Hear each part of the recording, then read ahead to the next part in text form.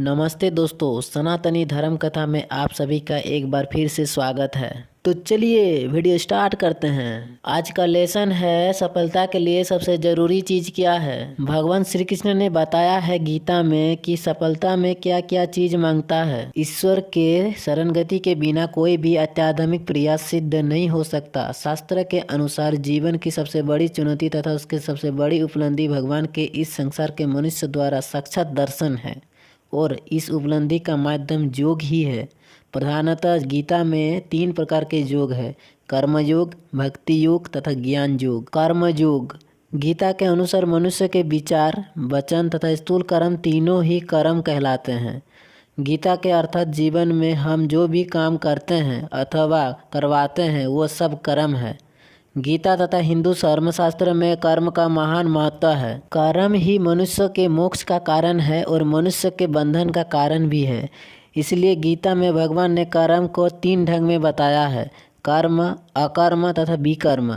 जितने भी मनुष्य सकाम कर्म करता है अर्थात जो अपने मतलब अथवा लाभ के लिए करता है, वो अच्छे हो या बुरे हो, वे सब बंधन का कारण बनते हैं। जितने सकाम कर्म अच्छे अथवा शुद्ध होंगे उतना उनका बंधन कम होगा, परंतु बंधन रहेगा जरूर। और जितने कर्म अशुद्ध होंगे उतना ही फल बुरा और बंधन अधिक होगा। बंधन का अर्थ मृत्यु, जन्म के चक्करों के मुक्ति ना पाना तथा बार बार मृत्यु जन्म को अच्छी बुरी योनि में भोगना तथा स्वर्ग को भोग कर भी इसी संसार में जन्म लेना। सारे कर्म संस्कार पैदा करते हैं, परंतु महत्वपूर्ण कर्म महत्वपूर्ण संसार पैदा करते हैं।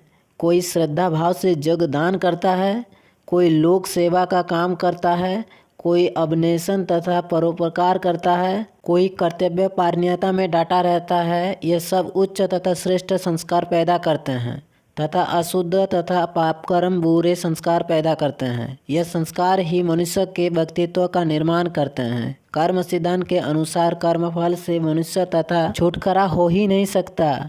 इससे अथवा अगले जन्म के मनुष्य को अपने अच्छे अथवा बुरे कर्मों का फल जरूर भोगना पड़ेगा। मनुष्य के वर्तमान जीवन तथा व्यक्तित्व से अंदाजा लगाया जा सकता है, लेकिन पिछले कर्म उसके कर्म कैसे रहे होंगे तथा इसकी प्रकार मनुष्य के अगले जन्म का भी उसके वर्तमान कर्म के मानसिकता से अंदाजा लगाया जा सकता है। वास्तव में मोह, लोभ व श्रद्धा तथा सेवा भाव ही मनुष्य के कर्मों की कसौटी है। जिसकी श्रद्धा मनुष्य का अंतःकरण तथा व्यक्तित्व वैसा ही होता है। मनुष्य का स्वरूप उसकी श्रद्धा के अनुरूप ही होता है। गीता के मनुष्य का प्रारब्ध उसके अपने कर्मों पर ही निर्भर है। यह कर्म तथा संस्कार की भाग्य बनाते हैं। कर्म सिद्धांत का सारांश यह है कि पिछले जन्मों के कर्मों से जनित संसारों के हमारे वर्तमान शुभ कर्म की सुधार सकते हैं तथा शुभ कर्म ही आगे के लिए अच्छे संस्कार पैदा कर सकते हैं।